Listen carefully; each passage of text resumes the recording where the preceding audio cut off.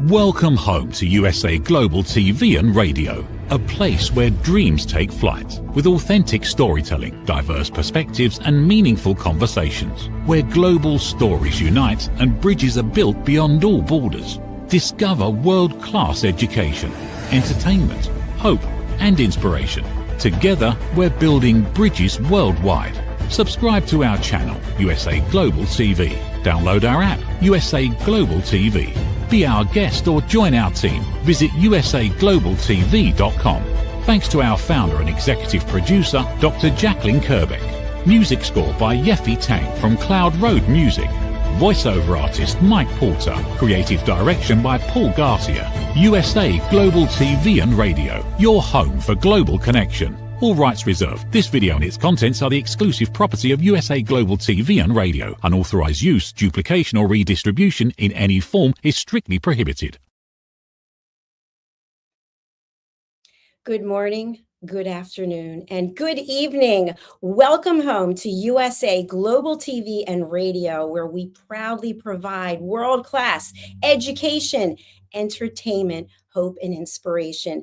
I'm Dr. JACALYN KERBECK, and our show today is The Business Show. We're going to be talking about AI. We're going to be talking about trust. We're going to be talking about identifying fraud and so much more. So please do stay tuned. We've got a backstage filled with people, so let's get the show started. My co-host, dear friend, and mentor is Mr. Al Cini. Let's welcome him to the program and find out what he's been doing with ProFit for Teams. Hello, Al. Welcome to the program. Hey, Dr. KERBECK, it's a pleasure to be here. Thank you for inviting me, as always. And boy, the people backstage are bubbling with enthusiasm, and I can't wait to talk to them about Life ID. I love it. But meanwhile, with ProFit for Teams, we're building teams, developing organizations. I'm having so much fun with it. Words fail me at the moment, but I'll have more words later. Thank you very much. When words are failing, you have a smile on my face. That's because scary. Everything you say is so important. So we've also got Richard Allen backstage. Tell us a little bit about Rich. Rich Allen is one of the brightest guys I know. I mean, and he's connected, especially in education, but in just about everything else too.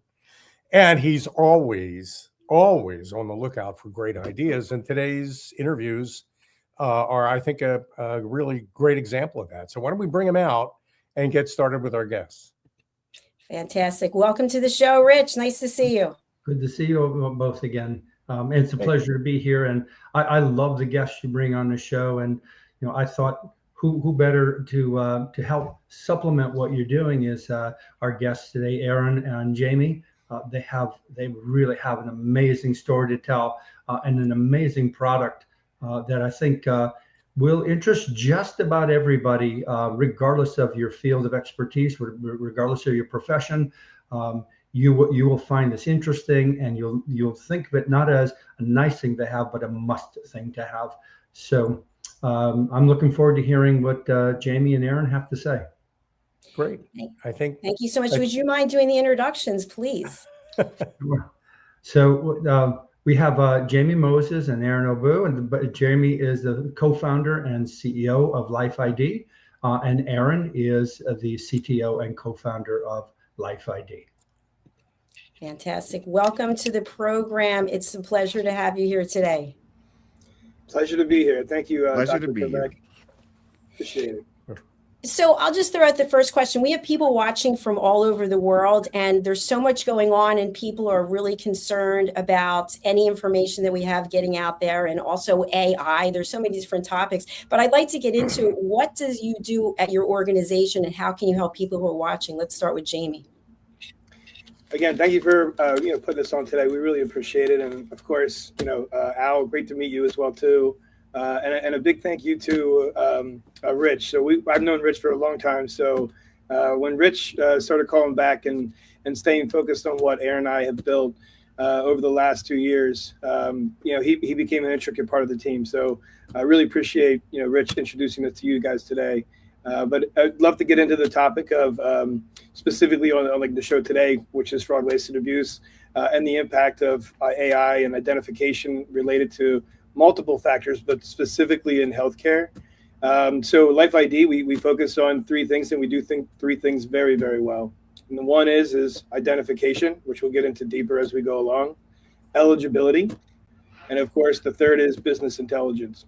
So there are three factors that we heavily focused on when building the product, because I've been in the Medicaid space for over a decade, Medicare and Medicaid space for well over a decade, and trying to solve problems related to fraud, waste, and abuse with multiple companies. One company in particular, we worked with over 60 million Medicaid members in the population across the United States. And whether it be in home health care or transportation, I've literally seen multiple gaps related to fraud, waste, and abuse, and issues related to the healthcare ecosystem, about really how that impacts not only the ecosystem from states all the way down to even food pantries, but what the impact is for the actual member themselves. And when you really start to pull back and start to understand what healthcare and some of the issues related to it, over the last two years, we've heard a lot of things about fraud, waste, and abuse. And the news articles you come out once a day about a state or an issue related to it. And Aaron and I were working on this project for well over 2 years. We heavily focused on there was a gap in identification, and then of course eligibility, and what that impact would be for the ecosystem. We realized it really makes a huge impact for fraud, waste, and abuse. Really a better improvement for the actual member themselves, as well as a huge impact for health outcomes.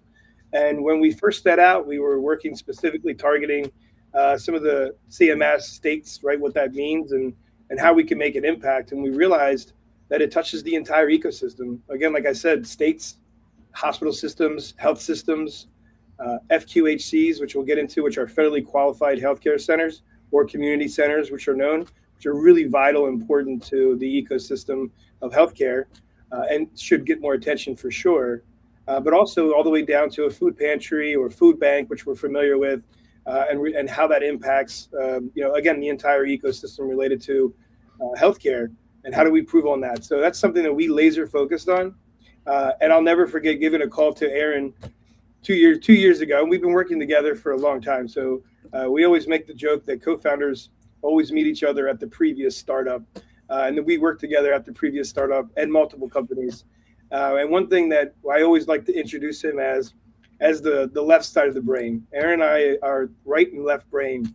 We've been working together for a long time. We can finish each other's sentences at this point. And he's someone who has been very passionate on the technical side, and the work that he's done with states as well as major payers as well. And uniquely, when we got together to be able to create this and solve this problem that really truly needs a lot of attention, a lot of focus, we believe we're the ones to do that. When we met together 2 years ago, I'll never forget calling him and saying, "Hey, we got to fix this problem. Let's start with ID." He literally went into something that was pretty miraculous for me. I've known him for 5 years, and he started talking about some patents, which he'll get into. And once we did that, we learned how to build this out pretty quickly, and we've had a lot of great success. We know we're making a huge impact, not only for states, but of course, the government, right? So Centers for Medicare, Medicaid, or CMS. But we realize this is more of a global, right? So we're starting with U.S. first, but we realize this is a global problem that we're willing to take on and solve. But I'll introduce my co-founder and dear friend and left side of the brain, Aaron Obo. Aaron. Hi, thanks, Jamie. He's not kidding. Aaron Obo, co-founder, CTO, when he says that we're left brain, right brain, I really strongly believe in, and every time it proves itself out. But to pick up on what we're talking about, I had been working on some technology around advanced split key cryptography, and Jamie calls me up, like he said, and it was like, how can we solve this problem? Because we tried to work with other companies to solve it, and that's how we got into this identification piece, which I won't go deeper into it, but there's some unique technology behind it. It uses some blockchain, and it uses AI, which is something that I've worked on. I worked on several companies before that, and then we created this system, and to be able to uniquely identify someone's ID. What we actually done is we call it creating a digital twin, because everything around healthcare has been digitized. The one thing that hasn't been digitized is the person, the member of the patient that consumes those services. So what we did was create this digital twin that's immutable, and you can follow all the services in real time in the digital sphere. And that's how we're able to track using AI to be able to reduce fraud and reduce waste and improve the efficiency of the process and of the whole ecosystem in general. That's I'm impressed, and I mean, there's so much here. I just kind of want to simplify it, if you guys don't mind. It sounds to me like the people you want to talk to are hospitals and let's say medical systems as healthcare companies. Is that right? I mean, are they the ones you want to make appointments with? So they are part of the customers that we serve. So hospital systems, as well as federally qualified healthcare centers. If you're just for your audience, federally qualified healthcare centers are more community centers in each states, and there's several in different communities, and they specifically focus on the entire family unit itself, right? So you have hospital systems, which we're very familiar with, which we'll call acute facilities, right? Emergencies. That's what we think of when we go to a hospital. And then there's federally qualified healthcare centers that are non-acute, which means non-emergency, right? There's like long-term, a care for that member or the family unit. And what we try to solve for related to identification was not just the member, but the entire family unit. So it's very key to focus on the federally qualified healthcare centers and what that impact is for them, not only operationally, but also financially. And that's something that we wanted to make sure we highlight as well. Yes, to answer your question, hospital systems and health systems, which we really truly make a huge impact, but also the federally qualified healthcare centers and what that means to the communities that we serve. That's great. And listen, I know you guys are bright and you're packed with information. So to the hospital administrators out there, make an appointment with these guys. You want to hear their presentation. I've had a chance to look at it. You'll learn a lot from it. I found it to be very informative and it's not a pitch. It's way better than a pitch. And you guys have a great story to tell. You should get every opportunity you can to tell it. But from the point of view of a customer, let's say I'm unfortunate enough to have to go into an emergency room. It seems to me that there are two touch points for Life ID. The first is me, and me demonstrating who I am and what I'm qualified for in terms of medical reimbursements. And the second touch point is the person in the hospital who has to listen to me and prove that, in fact, I'm eligible for all these services. I say, explain to me the dynamic of how that works, because it sounds like you've got two customers there. Yeah. So the way we look at it, it's a one single ecosystem, and that's so you've got a good point. There's the patient and the hospital administrator. What typically happens is you have to verify who you are and you have to prove who you are. So at some point in time that you're entering into the system, once you've done that, then when we create the digital twin, it's now sort of an immutable situation where every time you show up there, once you identify yourself using the Life ID, then the hospital administrator doesn't really need any much more than that, because all the elements that prove who you are have been taken care of. Now, on the hospital side, the same thing happens. For the system to be very effective, we need both sides to identify themselves as they enter into the system. Then once you're in the system, what we do on our platform is run an eligibility check real quick. It's the fastest, it's on the minutes. So that gives you an idea what that person you're talking to is eligible for.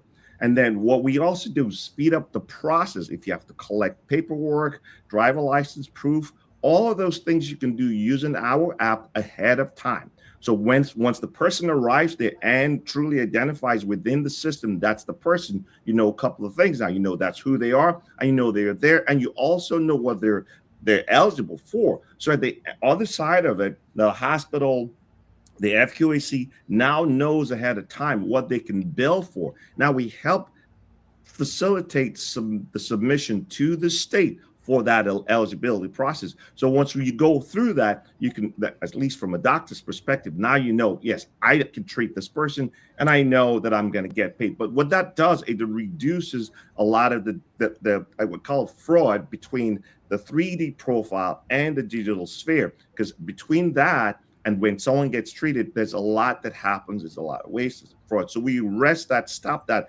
even before entering to the digital ecosystem. That's great, Aaron. Okay, so if I show up in an emergency room with my index finger in a little baggie, I obviously want my index finger reattached as quickly as possible. So in the first step, I guess, we're kind of accelerating the process of getting treatment by reducing the amount of time it takes to process the paperwork involved. Do I have that right? That's correct. You're spot on now. That's good.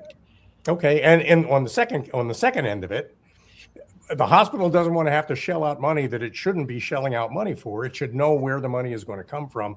I have to imagine that for a hospital, cash flow is one of the biggest headaches, and you help with that. Yeah, so on both sides is exactly what we do. I know, Jamie, you want to jump in because that's exactly how we saw it, and it's something we've been struggling with. The entire system struggles with.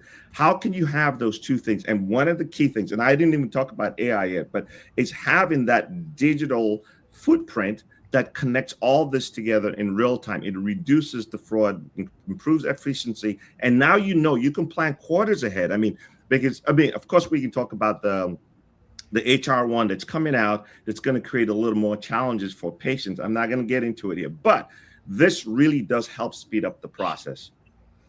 That's great. A question I have, because we're talking about fraud, and there are many people who think, oh, it's never going to happen to me. I don't even know what they're talking about. I hear about these stories, but how prevalent is fraud in the healthcare industry, and what is it that people should look out for?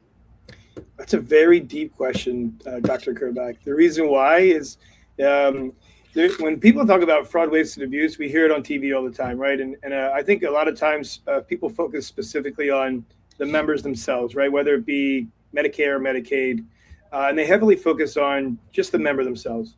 But the entire system itself has multiple industries that are related to fraud, waste, and abuse, right? And how the process is set up. And to be honest, I would tell you that I think it's really important to understand one thing. I'll pause for a minute, and I think there's a reason why there's a lot of fraud, waste, and abuse, but this is, of course, my opinion, just in my years of experience in healthcare. On the government side, I truly feel like that when there's contracts that are in place, these contracts have gotten larger and larger over time, right? And I think it's the companies who've been doing this for over 40, 50 years, and they're in the space for a long time. And there's some pretty large companies that work in the government, CMS and Medicaid and Medicare space. And I think what happens is those were smaller contracts about 20 years ago. And they've grown pretty large, right? And a lot of taxpayer dollars has been associated with that. And I think what happens is these contracts have become so over bloated that there's a lot of systems related to that are gaps that cause a lot of the fraud, waste, and abuse. So not just the member, but companies, health systems, right? Some payers, right? Some insurance companies, et cetera. And that's something that I think really needs to be focused where we see that we solve some of these issues, because contracts that exist out in the marketplace, every single time there's a new contract, contracts are getting larger and larger. So for a company like Life ID or any of the companies, anyone who's viewing in the audience, if you're in a private company and you build a company, if your company doesn't have customers, you go out of business, right? And unfortunately, with the way that the system works in the United States, related to throwing problems, like if there's a problem related to healthcare, historically we've just thrown more dollars at it, right? So if a program doesn't work, we throw more dollars. And over time, these contracts have become extremely bloated, and it affects the entire, like I said, ecosystem related to states, payers, right, and health systems, and all the way down to the member. So if I were to just kind of give you a little bit more insight of how we look at it at Life ID, is we look at it how we solve that problem. And just like Aaron said, if we truly identify who that member is, we verify who they are, and we verify who they are going forward. So it reduces massive impacts for fraud, waste, and abuse, but it also connects to the services related to that member who are ingesting those services, whether it be durable medical equipment, a brace for your arm. It's going to validate who that member is and the services that they're intaking or absorbing. And I think that's where, to answer your question, security is a major risk, but it's not just with the member themselves. Member themselves, creating a digital twin, that means we now have created a digital twin going forward for that member, and we can now validate anything related to it. And one piece that we should get into is on the blockchain side, which I'll pass off to the next to my co-founder. The blockchain specifically, it's going to be a huge process on how we actually reduce fraud, waste, and abuse related to the member as well as related to the services they ingest. That's great. I'm sorry, Dr. JACALYN. I did want to follow up on your question about AI, and I guess that's Aaron's area too, where that fits. Am I? Yes. No. I can. I'll give you, and I'll try to simplify it because it really it's a topic that's everywhere today, and we understand it a lot. I think because I used to do. So my example is when I started working on AI, it used to take me about a week just to put it in perspective.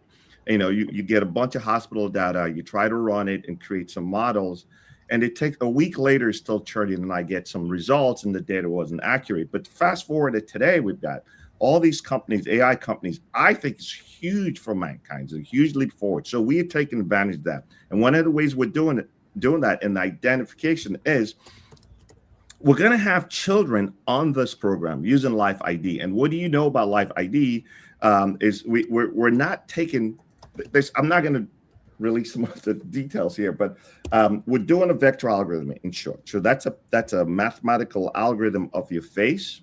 What typically happens is a child coming in at 9 years old or 11 years old is going to actually grow, right? If we're taking that number, it's almost, you have to know, for instance, that a child at 9 that entered the program is going to be, the face is going to change faster, quicker than an adult who entered at 55 or 40. So AI helps us make those reasonable, calculations that, yes, well, if a child started at 9 and then 9:30 and we take a vector algorithm again to confirm who they are because they're in the system, then we can quickly say, okay, yes, let's make that adjustment. That's the person with all the other elements working in place. And we also use the AI to help us figure out the anomalies.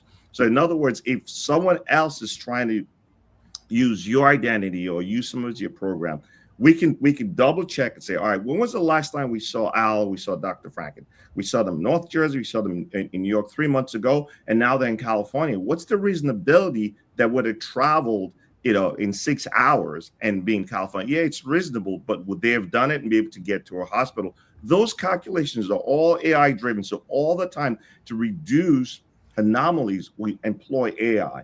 And then we have the business intelligence tool that's totally built on generative AI. And what it's doing is being able to make, really good feedback and predictive analysis back to like a hospital administrator in how things are going, or looking at how the speed of enrollment, who's eligible, how many denials you have, how many approvals, if there's a claims that doesn't have, let's say, a diagnosis, for instance, that's a flag. But all of these things we can do in near real time to surface intelligence around the operation. So it's not just identification, but you have to be able to make data-driven decisions around what we're looking at, around the profile of the person. And that's how we use AI. Okay, and I'm going to ask a question that some people might be sensitive to who are listening to this. And obviously, the more you know about me, the better you can serve me. But I'm worried a little bit about privacy. So what's your answer to the question, do I have to worry about my data? That's great. So we're HIPAA compliant, and that means a lot. And I can say a couple of two things. So on the ID side, and based on HIPAA regulations, you have a choice, right? You can decide, well, I don't want you to have my data for more than 30 days, for more than an hour. That's fine. That's your policies, your prerogative. We just have to make sure that every time you come through, we scan and have you re-register. So there's an inconvenience factor there. But we don't take photos. We don't take a picture of your face. What we do is take vector algorithm to reduce that inconvenience. And then we have multiple layers of encryption behind that. So we use a blockchain for a reason. Meaning, once we've created an identification, and we're just using it as a trust framework, we call it, and just a ledger. So we say, all right, we know who Al is. There's your ID. There's your token. It's immutable. So anyone that tries to use it, we can figure that that's who you are. But more importantly, we're not capturing your face. Someone from Instagram cannot just take your picture, scan it, and they're in. So your phone is also user's identification. So we need to know that you have that smartphone in your possession. You can try to give it to someone, but something else doesn't match, and we stop it. So if you see the tool, that comfort level is so high because we designed it with people like us in mind, and you as well, that, well, I don't want to trust someone else. We don't do the type of biometric scans like they do elsewhere where we're really uncomfortable about. So we do this vector algorithm plus a bunch of other, cryptographic algorithm to determine the immutability of that identity. Okay. So thank you so much. You answered my question, which was going to be about facial recognition. And of course, I'm on hiatus right now from fillers and Botox, but fillers, Botox, plastic surgery, contact lenses. So you don't look at someone's actual face. That's interesting. So my next question is for people out there who are saying blockchain, what is it? Can you give a basic overview? Yes, I can. I'll try to do as quickly as I can. So it is a digital ledger. So we all understand ledgers and accounting, and that's where the checks and balances are. In a very simplistic manner, blockchain is kind of the same. So there are rules into putting your information into a blockchain, but then it's immutable because then it's really just a ledger and everyone can see it. So it creates, I can go that as deeply as I want to, but it creates a token that you can attach to that entry. And this is really what we're doing. You can use it for anything, contracts, facial recognition, and that's what we're using it for, just to get that immutability. Yeah, and if I can say, just as an old banker, this is an easy example for some of your audience. When you have bank ledgers, right, you have multiple different transactions going back and forth, right? So it gets kind of complicated, multiple transfers, etc. So a way that my brain can interpret blockchain, if you can think of the banking side, is it's removing all those different transactions, right? And it's just creating a ledger with just one and two, just one transaction, right? So services attached to what it is, whether it be a banking transaction, right? You're transferring to one bank or one bank account. That's like just one actual ledger, right? And that's what it does. So and that eliminates to us anything related to ID going forward is immutable. That's why Aaron keeps saying that word immutable. It means it's verifying all those services from the actual ID of that member to the services that they consume, and then that's it. And that is something that we see as a huge impact for fraud, waste, and abuse. And I hope that gives you another way to think of a blockchain. It's removing too many ledgers that currently exist in the marketplace, which also hits fraud, waste, and abuse. That, to me anyway, that makes a lot of sense because the current system is focused on writing a few enormous checks for thousands of transactions. Yes. You're talking about reducing the granularity of each transaction so that I know that each individual transaction is a qualified transaction before I write any checks at all. That means I eliminate all those errors at the point of service delivery, which can save a hospital a lot of money. I want to add a question I think Dr. JACALYN probably would ask eventually, as she has a global audience. What about outside? This is a hot topic inside the United States. What about outside the United States? You getting any interest there? It's funny you say that. I'll let Aaron jump on that in a second, but I'll tell you that one thing that we are heavily focused on, and because of our partners at Amazon, I think your audience is familiar with Amazon, or I'll say AWS, which is Amazon Worldwide Services. So familiar with AWS, we have a partner relationship with them, specifically on trying to solve some of the issues related to the most vulnerable population related to food insecurities. And that's something that as we start talking about food insecurities here in the United States, there's food insecurities and vulnerable populations across the world. And something that we started to work with and it's a new concept of working with how you connect the food services, which is called a cloud to table program. We all know farm to table. Those are the best restaurants, right? You go in, you know it's fresh. So cloud to tables obviously is on the digital side, right? How do I connect the services on farm to table, but utilizing the cloud to table? And how do I connect those same members with the food that they should be eating, right? And making sure that it gets to the member. So when you ask about that, there's a really unique way that we can use food first, right? Food is essential besides housing, right? We can talk about social terms of health and impact, but if you think about food, it's an essential piece, especially to the most vulnerable population. And shelter is always one, top above that. And I think that's something that we understand, that when you start to be able to create the technology that we've created and create it where it's accessible, easy accessible, no hardware included, right? There's no hardware included in our technology at all. And I think if you can connect that, we have a global presence, and we have been reached out to by other countries, which is great, which I'll let Aaron kind of get into without giving too much detail. But it happens to us all the time. So to your point, the more that we start communicating this out into the world, it's a simplistic process for us, but it's because we've been doing this for so long and understanding where the gaps are. So we see that us starting here in the United States, but there is a need for us to do exactly what we're doing. And Amazon sees that, right? AWS saw that as a need and selected a few companies across the world. Life ID is one, to be able to combat that and solve that. And if we're solving the problem for food, then of course you can imagine solving other problems for the most vulnerable population beyond that. So Aaron will talk about a little bit about some of the conversations he's recently had with some folks. Yeah, it's good. So one thing that Jamie was touching on is exactly what we've designed here is a program that can fit into any type of need. So figure this: you want to get a true identification of a person, and you want to understand what they're eligible for, what kind of services they're eligible for. And then you want to identify the providers that can actually provide that service and give a service in real time and understanding and reducing some of the waste and efficiency. So we have gotten calls from multiple different states just talking about it. I mean, I'm not going to mention any names, but they want to talk about transportation. So this technology is also applicable in making sure you get people who need the rights and have that and not abusing it. I want to say that you get them to the right place and they're not using it for the wrong thing. So you can figure all that because we have the phone and we test it. But we've got several conversations. There's one about transportation. There's one about food. Jamie's talking about, and then there's other pieces of it that just really focuses on whatever people can. It's services they have. How can we make sure we're getting it to the right people? And they always see this technology as a way to get started in improving that efficiency. Great solution. I can see that.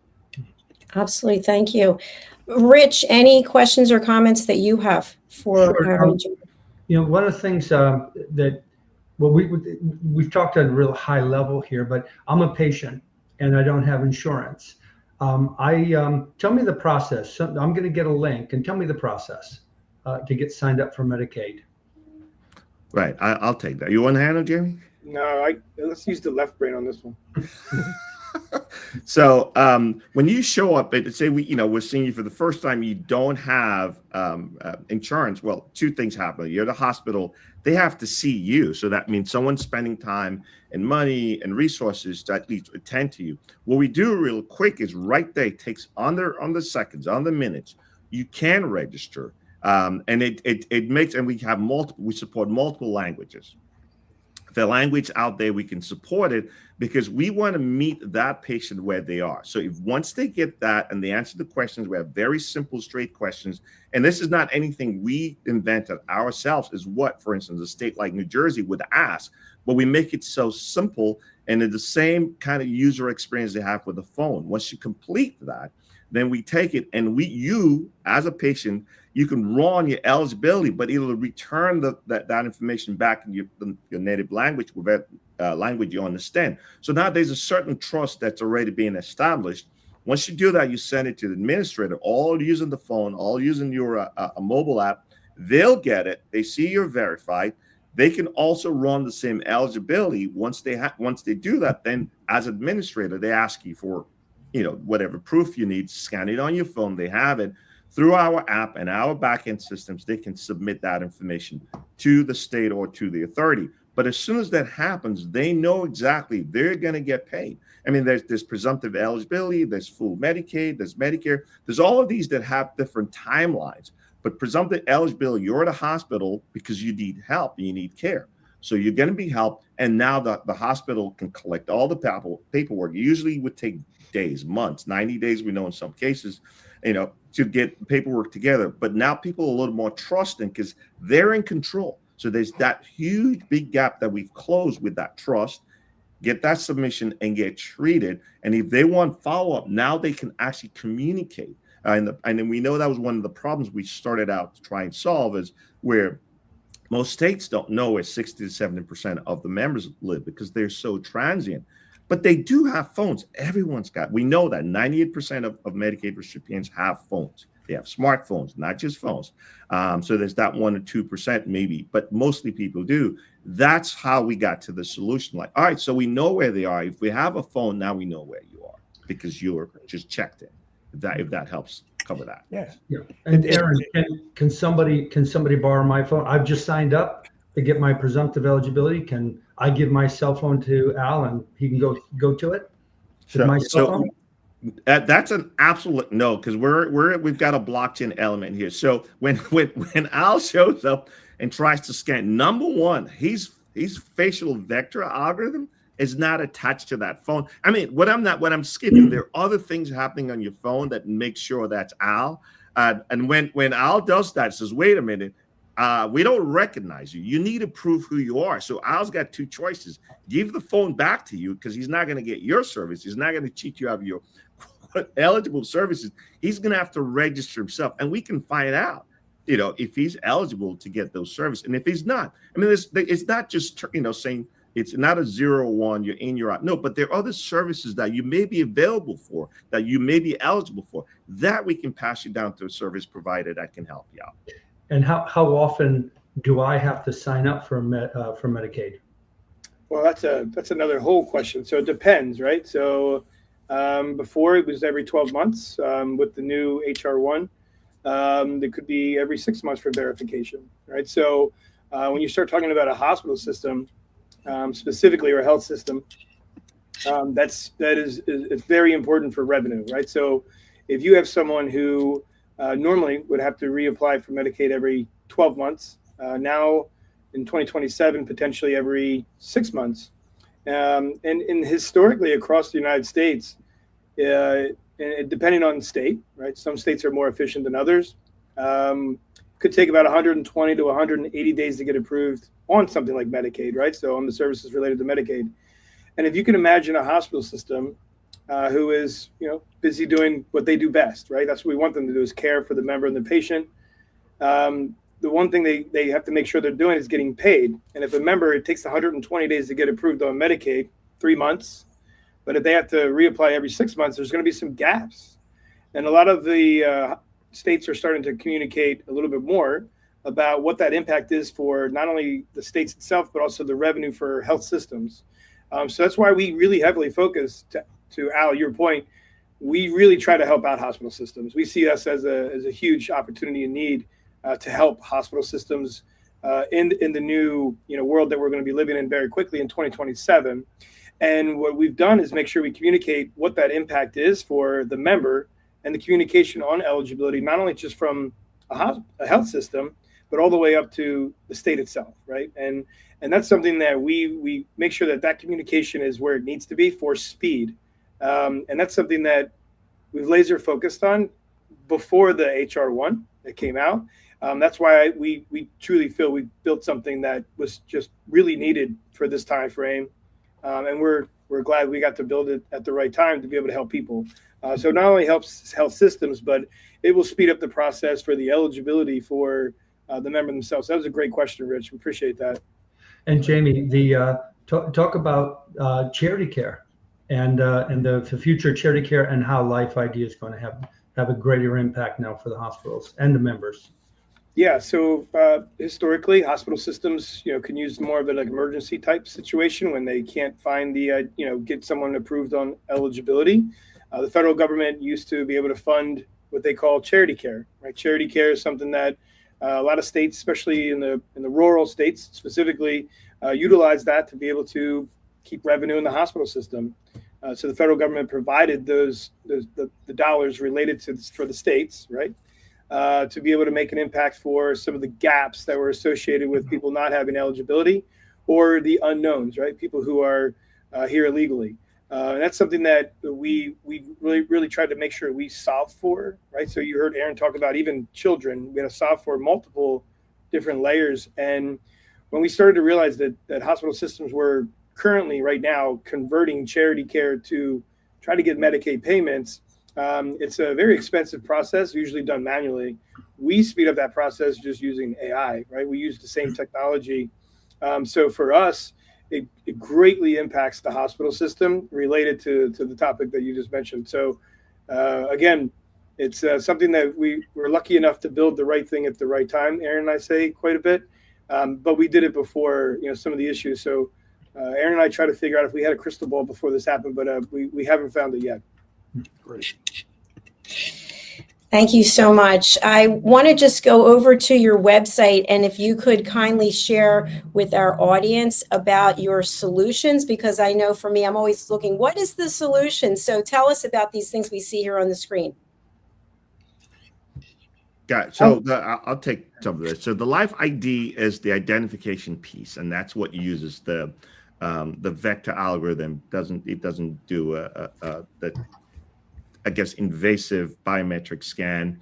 If you think about it, the foundation of our solutions is based on the thing we call Life Core, and that's what reduces the I guess improves the security and reduces some of the cybersecurity risks that are going on here. I mean, it's really, I think, if I have to brag, it's a really fast and efficient product, but it does connect to other types of standard technology. We call SAML, and all it is identifying you into some platform, and there's what we call privileged access management in front of that. So even before we pass you on, you could use Life Core. You don't have to go from Life Core to Life ID. You can go Life Core to all the hospital systems. That's why we designed it that way. And the intake is a dashboard for the administrator, for the hospital, or anywhere, food bank, to be able to intake a person, send out the text message, so they can register and you could see it in real time, and then pass them on to other services that they're eligible for. The BI tool really it puts all the data together. It curates the data in a very contextual base so that you're getting the most out of it and getting the up-to-date information that you need. It's your system. We don't have anything to do. It's all curated for that provider, and we do it in real time. I could say near real time. Yeah, and a lot of people ask the question, why did you take the time to build all 4 of these products? They worked seamlessly together, and they are much needed to be able to really kind of focus on fraud, waste, and abuse and truly impacting it, and then collecting the data on related to how it's improving. And in the background, it's constantly improving in the background with AI to constantly improve those efficiencies through the cycle. So we're talking about improvement now with, what normally takes people months to do. We're doing it within hours.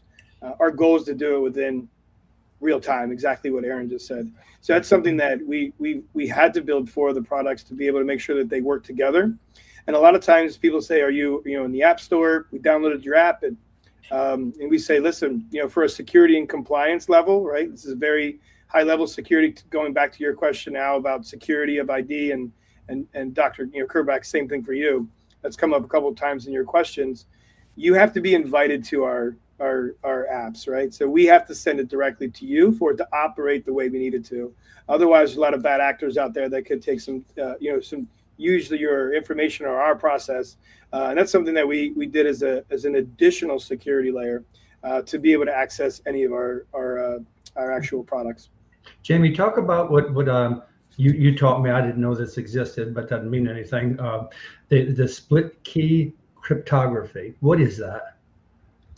So that's one of our provisional patents. So I don't want to get too deep into that, but I will tell you that I think it's important to understand that it's a technology that we have a provisional patent on, and that we feel very confident that it's the best technology that exists in the marketplace related to immutability and a high level of cybersecurity for an identification.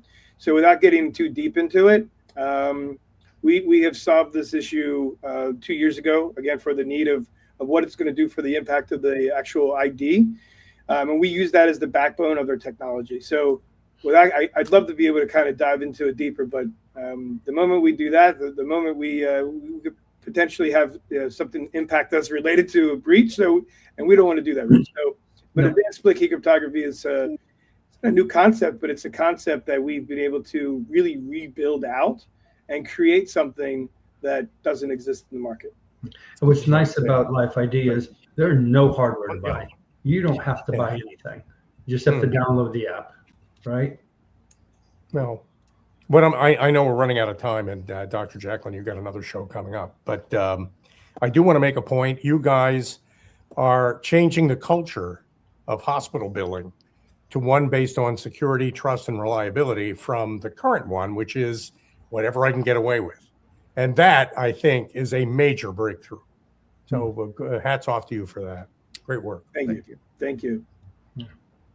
Thank you very much for being here today. I really learned a lot. I really appreciate it. We do have your website that we are currently sharing on the screen. And then, gentlemen, we've been sharing your email addresses, but we also have your LinkedIn. This is Jamie's LinkedIn, and we've dropped the link there so that people can see that. And then, of course, we have Richard's LinkedIn. There you go, Richard. And we have Aaron's LinkedIn. So thank you all for being here. It's been an absolute pleasure, and I hope you'll come back and see us again soon.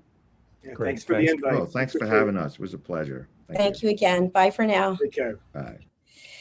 Well, Al, that was really a really interesting episode. I learned a lot that I had no idea about. How about you? Well, I've been to hospitals. Fortunately not recently, I'm happy to report, but yeah, and it's a blizzard of paperwork and a lot of process. And every now and then you feel like whoever you are and whatever you need gets lost in all that. So anything that brings it all down to per patient, I think, and takes it out of the stratosphere of one check written to cover everything, I think will save hospitals a lot of money and will give patients a better patient experience. So this is Absolutely. definitely great stuff. And I wanted to say, I was going to say that we brought a team in, a whole team. We interviewed a whole team today. And what I loved about it is they talked about right brain, left brain. Yeah, they have their specialties, and that should be true on any team. There's some people that are better at certain things than other people might be, but it's the whole brain of the team that matters. And their individual contributions to it might come from different areas of expertise, but they all land in the same place. How are we changing the world? How are we making the world a better place? And Rich kind of is a part of this team. I think the three of them really kind of demonstrated that. Yeah, I agree. And Rich is backstage. Let's bring him out for his thoughts. Rich, what did you think of the episode? Honestly, I thought it was amazing. I think it's everybody's talking about waste, fraud, and abuse, but nobody's doing anything about it. And these gentlemen are doing something about it. They are making a difference. And we were in a location where we were introducing the Life ID, and they brought somebody in who was in charge of doing the Medicaid verification. And she was just absolutely blown away. And I said, well, do you want more in service? Do you need to know more? Do you need? No, it's really that simple. It's really that easy. And I said, well, how will this impact your day? And she said, I can get to my other work. Doing the Medicaid verification could take her 80% of her day. And so the rest of her work wasn't getting done. This really streamlines their work, and it ensures the patient gets the health care they need, and the healthcare organization gets paid. Absolutely. And I just wanted to point out for our viewers, especially those who are new, there's no script. There was no rehearsal. There's no preparation. So I really felt like this was very authentic, and I understood and understanding exactly what it is that they're doing, especially from the left brain side and the right brain side. So Rich, thank you for bringing them to our platform. Definitely. Thank you. I mean, this is what happens when you find smart people and you put them together in a room. It's great. Yeah, So, absolutely. So Richard, before we log off, what would you like to share with the audience? How can people get in touch with you, and who would you like to contact you? Sure. Well, if I work with educators, business developers, if you have a question, please ask me. If if I don't have the answer, I certainly have a network of people that I can pass you off to help solve that big question that you have, that wondering. So I think one of my strengths is in connecting people to other like-minded people or to problem solvers. And you're located in the New Jersey area in the good old US of A? That's right. Yep. Okay. Fantastic. Al, Cini, what would you like to share with our audience before we close out today? Just one last thing. I'm going to put Rich Allen on my speed dial as soon as I figure out how to put somebody on speed dial on this thing. He's going to be on my list. So, but it was great. I mean, this is exactly what we look for in the business show, an opportunity to pick right and left brains of people who have built something amazing. And today was a great example of it. Thank you, Dr. JACALYN, for providing the platform. Thank you, Mr. Cini. Who's a good client for you, and how can people reach you? Easy to reach, Al at pro-fit4teams.com, the number 4. And my phone number is 212-480-3730. All right. And we have that in the show notes as well. So thank you for that, Mr. Cini. All right, gentlemen, thank you again for being here. I look forward to seeing you on our next episode of The Business Show. Definitely. Thanks, guys. Thanks again, Rich. My pleasure. Bye-bye. All right, before we close out, I have an exciting announcement, especially for all of you out there who are interfacing with customers and clients. How many times do you find yourself just giving things away? You want to say, well, no, this is my pricing, this is what I require, but instead you find yourself going, sure. Okay, we can do that. And many times it comes from a place of fear. We are afraid that we're going to insult someone or we're going to lose a potential client. Well, I'm here to tell you to stop giving away your value.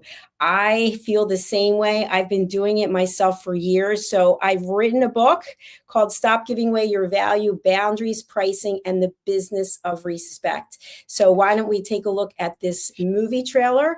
And I am starting to tour and give speeches about this because it really is a topic that resonates with so many people. We are afraid to stand up and ask for what it is that we deserve because we're afraid that we will lose potential business or again, that we will insult someone. But we can't succeed by coming from a place of fear. We have to set boundaries. And in fact, I had a very interesting conversation with someone today, and they're looking to do a collaboration. And the person just said, well, I'm going to require this percentage of whatever we bring in. And it was a gentleman.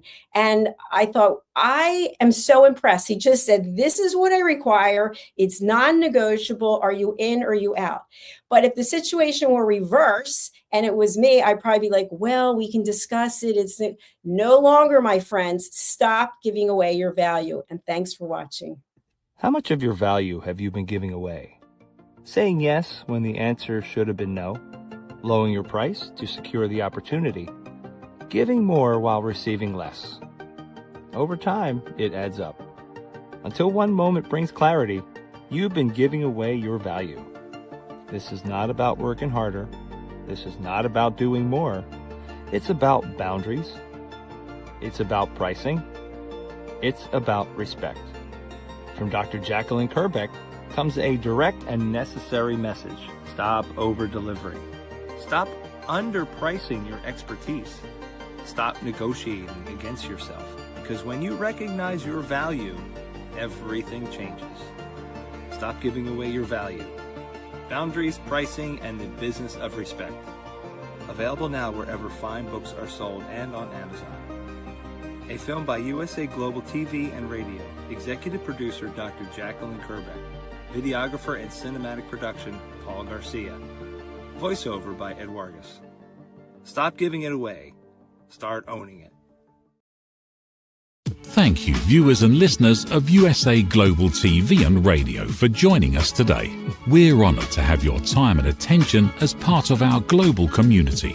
At USA Global TV and Radio, we believe in the power of authentic conversations, meaningful connections, and creating a world of possibilities together. Want to be part of something bigger? Join our team of elevated listeners at usaglobaltv.com, a space where your voice matters and your ability to listen transforms relationships. Stay connected with us across all our platforms for thought-provoking discussions, expert insights, and empowering stories. Subscribe to our channels at youtube.com/c/USA Global TV. Follow us on social media and explore the endless opportunities we're creating for growth, learning, and inspiration. Together, we're not just broadcasting, we're building bridges and changing lives one conversation at a time. For inquiries, contact us at info@usaglobaltv.com. Produced by Executive Producer and Director Dr. JACALYN KERBECK. Voiceover by Mike Porter. Creative direction by Paul Garcia. All rights reserved. Visit usaglobaltv.com to view our full terms and conditions.